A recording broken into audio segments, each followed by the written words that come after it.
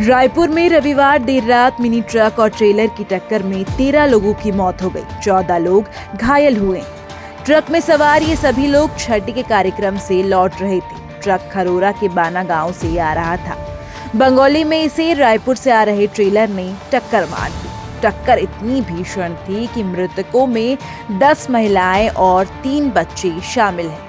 इनमें एक ही परिवार की 3 महिलाओं का एक साथ अंतिम संस्कार किया गया, जबकि एक बच्चे को दफनाया गया है। ट्रेलर झारखंड पासिंग है। टोल नाके से बचने के चक्कर में ड्राइवर ने दूसरा रास्ता पकड़ा और हादसा हो गया। हादसा इतना भीषण था कि कई महिलाओं और बच्चों के शरीर के टुकड़े टुकड़े हो गए। मिनी ट्रक में सवार सभी घर वापस लौट रहे थे। इस दौरान ट्रेलर के साइड से करीब 3 फीट बाहर निकले लोहे के हिस्से से टक्कर हो गई। बच्चों सहित 14 घायलों का इलाज मेकाहारा में जारी। सभी खतरे से बाहर बताए जा रहे हैं। रायपुर एसएसपी डॉक्टर लाल उमेन सिंह से मिली जानकारी के अनुसार चटौत गांव निवासी पुनीत राम साहू का परिवार और रिश्तेदार बाना गांव में छठी कार्यक्रम के दौरान लौट रहे थे। ये सभी मिनी ट्रक में सवार थे। इस दौरान बंगौनी गांव के पास पहुंचे थे, तभी सामने से आ रहे ट्रेलर के ऊपर लोड मशीन पार्ट के साइड से निकले लोहे से गाड़ी टकरा गई। हादसे के बाद मिनी ट्रक अनियंत्रित होकर ट्रेलर के पीछे आ रही दूसरी ट्रक से जा भिड़ी। कुछ ही सेकंड में मिनी ट्रक एक के बाद एक 2 गाड़ियों से टकरा गई। भीषण एक्सीडेंट के बाद उसमें सवार महिलाएं और बच्चे बुरी तरह जख्मी हो गए। इनमें से कई हवा में उछलकर सड़क पर गिर गए, जिससे उनका सर फट गया और मौत हो गई। कुछ बच्चे और महिलाएं ट्रक के लोहे की बॉडी में टकरा गए।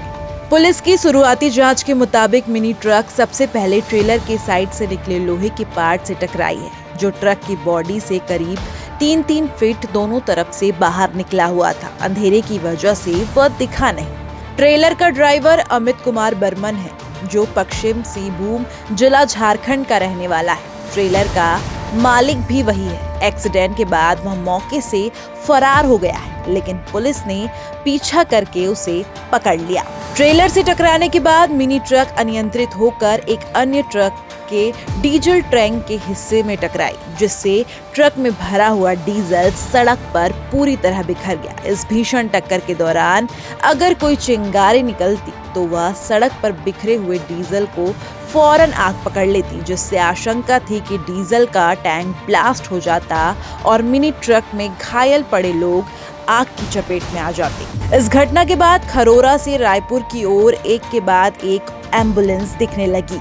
आसपास के लोग गुजर रहे अपनी गाड़ियों से उतरकर घायलों को एम्बुलेंस में चढ़ाने लगे। मौके पर जिला प्रशासन और पुलिसकर्मी भी पहुंचे। शुरुआत में कुछ घायलों को निजी अस्पताल ले जाया गया, लेकिन गंभीर हालत होने की वजह से उन्हें मेकाहारा रेफर कर दिया गया। फिलहाल मेकाहारा में घायलों का इलाज और मृतकों का पोस्टमार्टम जारी। वहीं परिजनों को शव सौंपने के बाद उनके गांव में अंतिम संस्कार किया जाएगा। हादसे पर सीएम साय ने सोशल मीडिया साइट एक्स पर पोस्ट कर लिखा है कि संकट की इस घड़ी में छत्तीसगढ़ सरकार मृतकों के परिजनों के साथ खड़ी है। राज्य सरकार ने मृतकों के परिजनों को 5-5 लाख रुपए और घायलों को 50-50 हजार रुपए की सहायता राशि स्वीकृत की है। घायलों के बेहतर इलाज के लिए अधिकारियों को निर्देशित किया गया है। देखिए, सड़क हादसों में मौत के जो आंकड़े हैं वो सभी को चिंतित करते हैं और भारत सरकार भी इसे लेकर लगातार एडवाइजरी जारी करती है। कानूनों में भी परिवर्तन संशोधन हुआ है। समय समय पर सड़क सुरक्षा समिति की बैठकें भी होती है।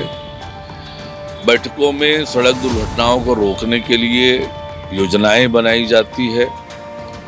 आवश्यक दिशा निर्देश दिए जाते हैं कि जो ब्लैक स्पॉट हैं, ऐसे स्थान हैं जहां पर दुर्घटनाओं की संभावनाएं होती है और ट्रैफिक का कानून का पालन हो।